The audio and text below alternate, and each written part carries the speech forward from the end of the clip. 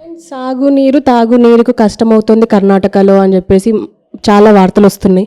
And ఇక్కడ కూడా ఆ పరిస్థితి వస్తుంది, ఇప్పుడు మెల్లిమెల్లిగా మొదలవుతుంది, ఎందుకంటే పంట నష్టాలు జరుగుతున్నాయి ఆల్రెడీ అని చెప్పేసి మనం సోషల్ మీడియాలో కానీ వార్తల్లో కానీ చూస్తున్నాం. అంటే నిజంగానే కరువు రాబోతుందా తెలంగాణకి? ఇప్పుడు కర్ణాటకలో ఉన్న పరిస్థితికి ఇక్కడ పరిస్థితికి డిఫరెంట్ ఉంది. కర్ణాటకలో అక్కడ deputy chief minister DK Shivakumar గారు ప్రెస్ మీట్లో చెప్పాను, ఆయన ఇంట్లో ఉన్న బోర్ కూడా ఎండిపోయిందని చెప్పిండు ఆయన. ఇక్కడ మన అధికారులు చెప్తున్నారు, మన దగ్గర ఆ పరిస్థితి లేదు అనే మాట ఇక్కడ అధికారులు చెప్తున్నారు. అయితే ఆల్రెడీ ముఖ్యమంత్రి గారు కూడా ఆదేశాలు ఇవ్వటం జరిగింది, కన్సర్న్ మంత్రులు కూడా చర్యలు తీసుకుంటున్నారు. ఎక్కడ కూడా నీటి ఎద్దడి లేకుండా తగిన ప్రయత్నాలు అనేది చేస్తున్నారు. సో ఇది ప్రకృతి సహజంగా కొన్ని ఏవైతే అప్పుడప్పుడు కొన్ని పరిస్థితులు ఏర్పడుతుందో దాన్ని ఎదుర్కోవటానికి మనం సమర్థవంతంగా మెంటల్లీ ప్రిపేర్ కావాలి. సో ఆ రకమైన ఏర్పాట్లలో ప్రయత్నాలలో కాంగ్రెస్ ప్రభుత్వం అనేది రాష్ట్రంలో ఉంది. తప్పకుండా ప్రజలకు ఇక్కట్లు ఇబ్బందులు కలగకుండా ప్రయత్నం చేస్తుంది. ఓకే సార్, ఇప్పుడు నీటి విషయానికి వచ్చేసరికి ఇప్పుడు అంటే కరెంటు కూడా కాంగ్రెస్ వస్తే కరెంటు పోతుంది అని చెప్పేసి చాలామంది అన్నారు. అండ్ ఈవెన్ ఇప్పుడు current just in case current పోయినా కూడా కాంగ్రెస్ ప్రభుత్వం వచ్చింది అని అంటున్నారు. అంటే మీరు ప్రజలకు కానీ మీకు వ్యతిరేకంగా మాట్లాడే వాళ్ళకి కానీ మీరు ఇచ్చే సమాధానం? ఇప్పుడు ఏంటంటే ఇది ప్రచారానికి అట్లా వాడుతున్నారు. మేము ఒక్క సెకండ్ కూడా పోకుండా కరెంటు ఇచ్చినాము అనేసి కేసీఆర్ కేటీఆర్లు బీఆర్ఎస్ ప్రభుత్వం ఉంటుంది కదా, వాళ్ళ టైంలో కూడా ఏదో ఒక టైం అనేది ఎక్కువసేపో తక్కువసేపో కరెంటు పోయినటువంటి పరిస్థితులు ఉన్నాయి. ఇప్పుడు మన దగ్గర కూడా కరెంటు లేని పరిస్థితి ఏం లేదు కదా. ఇప్పుడు మనం ఉన్నాము, ఎక్కడ పోయినట్టయితే నాకు కామర్చలేదు. నేను కూడా ఇదే తెలంగాణలో ఉన్నా, ఇదే ప్రాంతంలో ఉన్నా, ఎప్పుడైనా కరెంట్ ఇట్లా పోయినా కానీ మరో నెక్స్ట్ మూమెంట్ వస్తుంది అది. సో అంత తీవ్రమైన ఇబ్బందులు ఉన్నట్టు వాళ్ళు ఏదైతే సృష్టించి మాట్లాడుతున్నారో, అయితే ప్రజల్లో ఒక దుష్ప్రచారం చేయడానికి మాట్లాడుతున్నారో, అది దాని మీద ప్రజల మీద ఎఫెక్ట్ పడదు. మీకు నష్టం జరిగింది అని నన్ను ఎవరన్నారు అనుకో, నాకు నష్టం జరిగిందా లేదా నాకు తెలియాలి కదా. నాకు తెలియకుండా నాకు నష్టం జరుగుతుందా? అయితే ప్రజలకు నష్టం జరుగుతుందంటే వాళ్ళు అన్నంత మాత్రాన ప్రజలు అనేది దాన్ని యాక్సెప్ట్ చేయరు. నిజంగా వాళ్ళకి నష్టం జరుగుతుందా లేదా అనే విషయం వాళ్ళకి తెలుసు, కరెంటు వస్తుందా లేదా అనే విషయం తెలుసు, తాగడానికి నీళ్ళు ఉన్నవా లేదా అనే విషయం తెలుసు. సో గతంలో ఏవైతే ఇక్కట్లు ఉండనో ఇప్పట్లో ఆ ఇక్కట్లు అనేది గతంలో ఉన్న మాదిరిగా ఉండే పరిస్థితి ఉండకపోవచ్చు.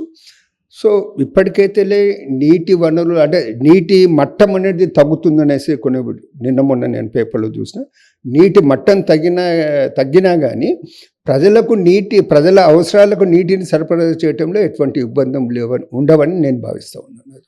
ఇప్పుడే అన్నారు మీరు కేసీఆర్ నా ఫ్రెండ్ అని చెప్పి. సో ఇన్ని రోజులు కాలు నొప్పి అని చెప్పి ఇంట్లో ఉన్నారు, అది అందరికి తెలిసిన విషయమే. అంటే ఇన్ని రోజులు అసెంబ్లీకి కూడా రాలేదు, తర్వాత ప్రమాణ స్వీకారం చేశారు. అండ్ ఇప్పుడు బయటికి వస్తున్నారు, అంటే రైతులకు నేనున్నా, మీరు ఎలాంటి అఘాయిత్యాలు చేసుకోవద్దు అని చెప్పేసి కూడా మాట్లాడుతూ వాళ్ళని కలిశారు నిన్న. దీనికి మీరేమంటారు? అన్నంత మాత్రం సరిపోతుందా? ఆయనలే అవసరం వచ్చినప్పుడు ఏ విధంగా నాటకం ఆడాలనో అది నాటకం ఆడే పరిస్థితుల్లో ఆయన ఉంటాడు. ఆయనలే కాంగ్రెస్కు యూత్ కాంగ్రెస్లో ఉన్నప్పుడు రిజిగ్నేస్ చేసేసి ఎంత నాటకీయంగా టీడీపీలో చేరిండో ఆ విషయం మాకు తెలుసు. సో ఆ వ్యక్తిగతంగా ఆ విషయాలకు నేను పోదలుచుకొని, సరే రాజకీయ పార్టీలో ఉన్నాడు, ఒక రాజకీయ పార్టీ నడిపిస్తున్నాడు కాబట్టి ఆయన ఎత్తులు వేసే ప్రయత్నం ఆయన చేయొచ్చు. కానీ దురదృష్టం ఏంటంటే ఇప్పుడు ప్రజలు నమ్మే పరిస్థితుల్లో లేరు.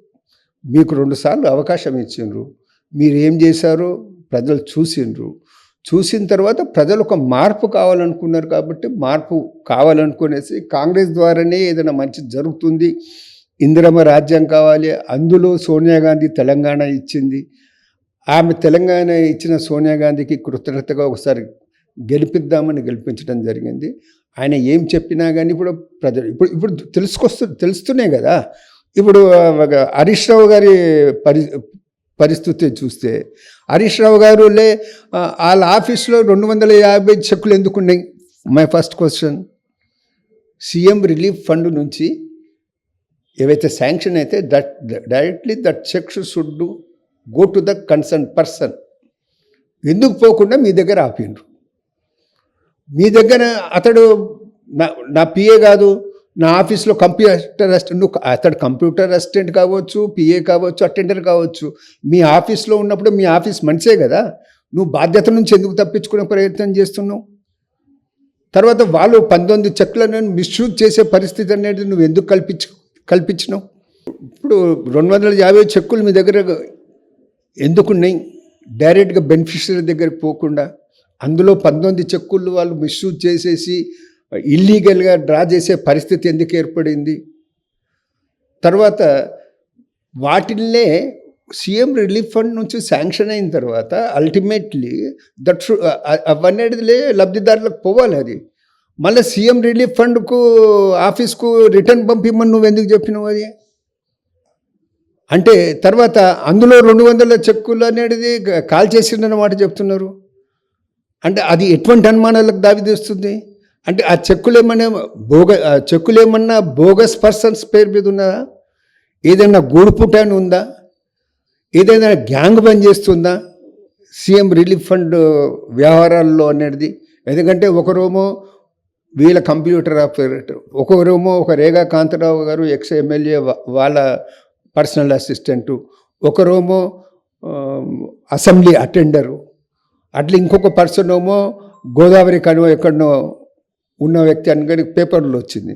సో ఇంతమంది కలిసేసి ఏదో గూడు పుటాన్ని చేస్తున్నట్టు అర్థమవుతుంది. సో అందుకే నేను డిమాండ్ చేస్తుంది అన్నట్లే హరీష్ రావు గారిని పిలవాలి, ఆయన ఎంక్వైరీ చేయాలి, దీని మీద వాస్తవాలు పెట్టాలి.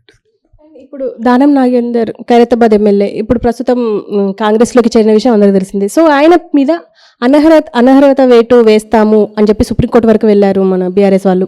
సో ఈ అనర్హత వేటుకు పాజిటివ్గా కాంగ్రెస్ వాళ్ళు కూడా ఆయనకి తిరుగుబాటు చేస్తున్నారు దానం నాగేందర్కి. ఎందుకు అంటారు? ఆ విషయంలో నేను ఇప్పుడు అంటే ఆల్రెడీ 2 days బ్యాక్ అనేది నేను ఏఐసిసికి లెటర్ కూడా రాసిన. ఆ ఇష్యూలో నేను మాట్లాడాను. ఇప్పుడు అంటే ఆ విషయం ఎందుకు అని ఉంటుండే, ఇక అది పార్టీకి చెప్పాల్సిన విషయం పార్టీకి చెప్పినాం. అది already it has come to the four. So okay.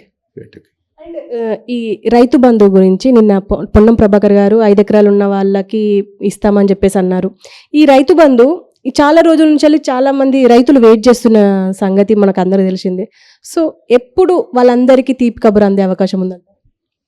ఇప్పుడు మనకందరికి తెలుసు, ఈ ప్రభుత్వం వచ్చే నాటికెళ్ళి ఖజానాలో ఏమి మిగలకుండా చేసిపోయారు.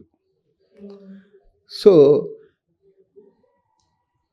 ప్రభుత్వం ప్రయత్నం చేస్తుంది ఏంటంటే ఫండ్స్ మొబిలైజ్ చేసేసి మేము ఇచ్చిన హామీ మేరకు అనేది వాళ్ళకు రైతు బంధు కానీ రుణమాఫీ కానీ చేయాలనే ప్రయత్నం చేస్తుంది అది. సో ఇప్పుడు మళ్ళా కోడ్ వచ్చినందుకు June 6th వరకు అనేది ఏం చేయలేము. అది ప్రజలు కూడా అర్థం చేసుకుంటున్నారు.